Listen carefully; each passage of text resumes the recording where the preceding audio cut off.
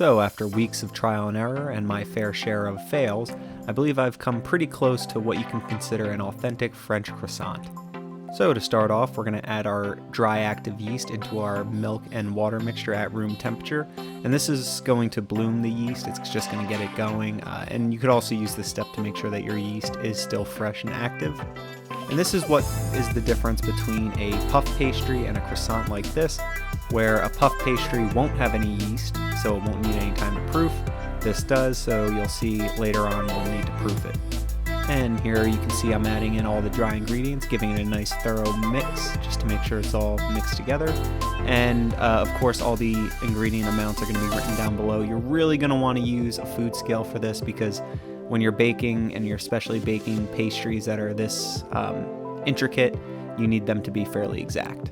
Now you can see here I added in some butter into the actual dough, which I kind of, in my research, found that some people did it, some people didn't. I'm throwing it in because it makes the dough a lot smoother and a lot softer, which will make it easier to roll out later on. Now when you add your wet into your dry ingredients, you'll notice that it seems to be a very shaggy dough, but just keep mixing it, rolling it around, and kneading it, and it should come together and hydrate nicely. But if you're still concerned and it still seems a little dry, just let it sit for about 5-10 minutes, and it should hydrate nicely and become nice and supple.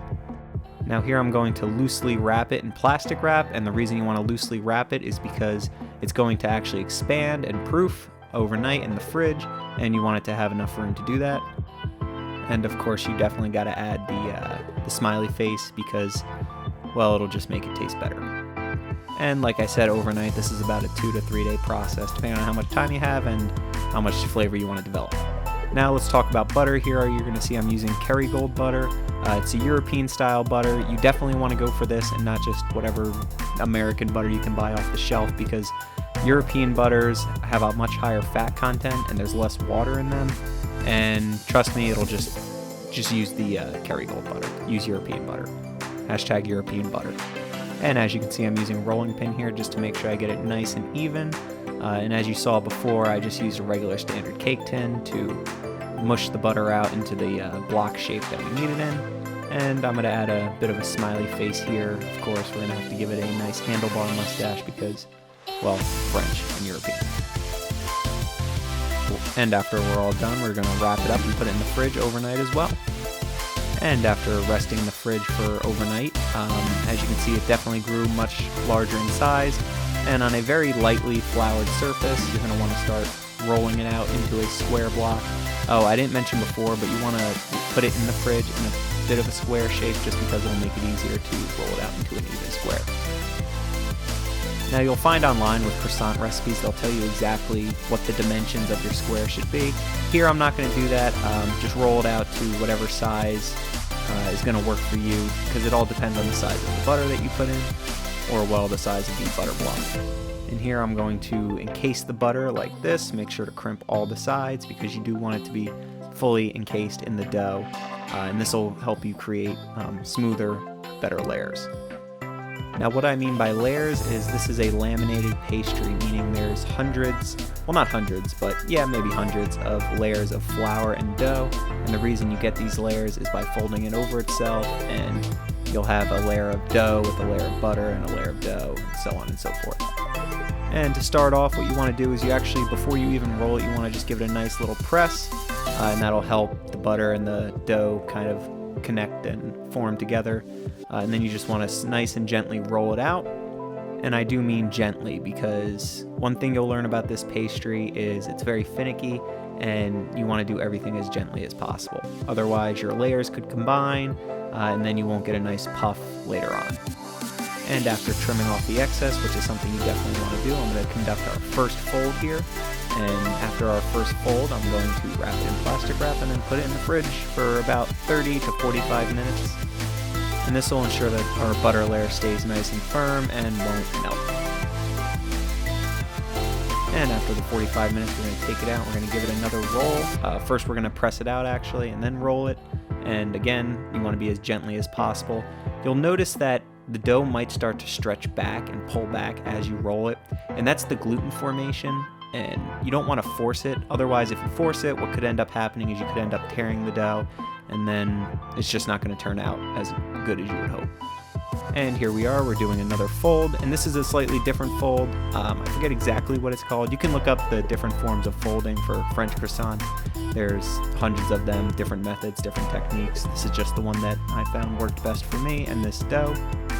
And here's where you can either put it in the fridge and let it rest overnight, or just 45 minutes. Here I'm just going to do 45 minutes because I'm starting to become a bit impatient.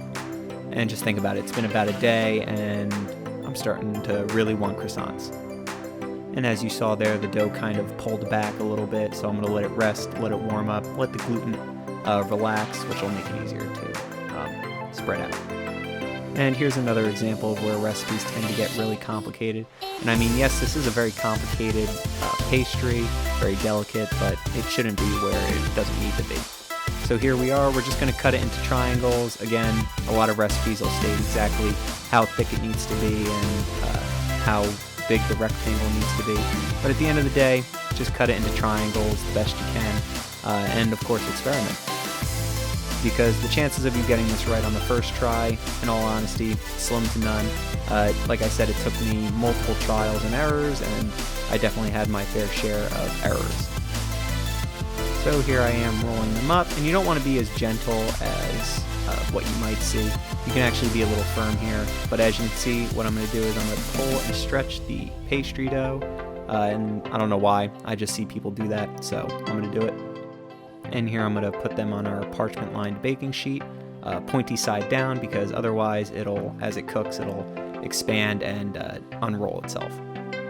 And now we let it rest for an hour and a half, 2 hours. It really depends on how warm or cold your room is. You really want to just have them double in size. You'll start to see the layers splitting a little bit. That's how you know that they've been proofed properly.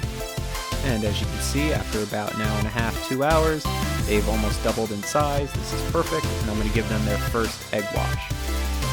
Then I'm going to preheat the oven and egg wash them right before I throw them in. And you're going to want to preheat it to 400 degrees, and the times and temperatures will be written down below. And you're pretty much going to cook it until it's nice and golden brown. And I mean, these things came out beautifully. I'm super happy how they came out. As we cut into them, you can see that there is a nice crumb structure. It's nice and flaky, airy, exactly what I really wanted. But again, are these the most authentic or perfect croissants? No, absolutely not by a long shot.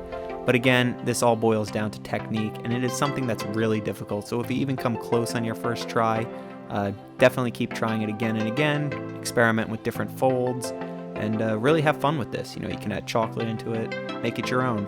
Thank you guys for watching. Please like, comment, subscribe, and check us out on Instagram for more. Peace.